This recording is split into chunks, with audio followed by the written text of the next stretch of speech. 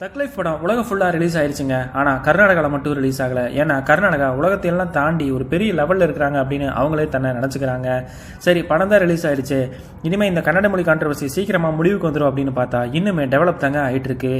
ஏன்னா கர்நாடகா ஹைகோர்ட்டில் ரீசெண்டாக ராஜ்கமல் ஃபிலிம்ஸோட கேஸ் நடந்திருக்குங்க. அதை பற்றி தான் இன்றைக்கி நம்ம வீடியோவில் பார்க்க போகிறோம். கர்நாடக ஹைகோர்ட் ஜட்ஜு கமலுக்கு எதிராக பல கேள்விகளை அடுக்கியிருக்காருங்க. அதெல்லாம் பார்க்கும்போது அவர் ஒரு ஜட்ஜு மாதிரி நடந்துக்கல. அங்கே உள்ள அரசியல்வாதிகள் என்ன பண்ணுறாங்களோ அதையே குறிக்கோளாக முன்கூட்டியே முடிவு பண்ணிட்டு வந்த மாதிரி தாங்க பேசியிருக்காரு. அதாவது கமல் மன்னிப்பு கேட்டே ஆகணும், கர்நாடக மக்கள் எல்லாம் கொதிச்சு போயிருக்காங்க அப்படின்லாம் பேசியிருக்காருங்க. நான் தெரியாமல் தான் கேட்குறேன், இவர் மக்கள்கிட்ட கருத்து கணிப்பு எதுவும் கேட்டுட்டு கோர்ட்டுக்கு வந்தாரா அப்படின்னு தெரியலங்க.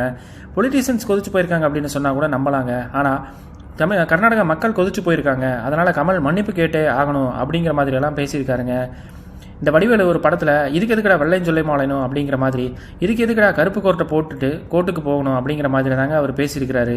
ஏன்னா அரசியல்வாதிகள் எல்லாம் என்ன நினைக்கிறாங்களோ அதையே போய் இவர் கோர்ட்டில் பேசுறதுக்கு எதுக்குங்க இந்த கேஸை நடத்தணும்?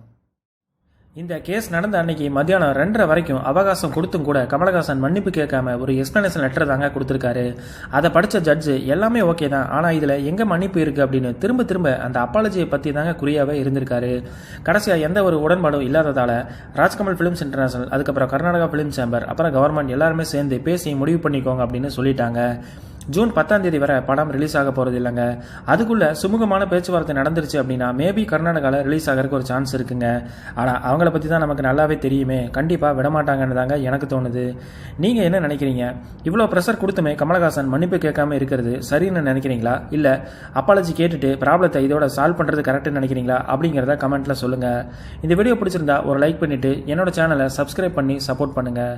தேங்க்ஸ் ஃபார் வாட்சிங்.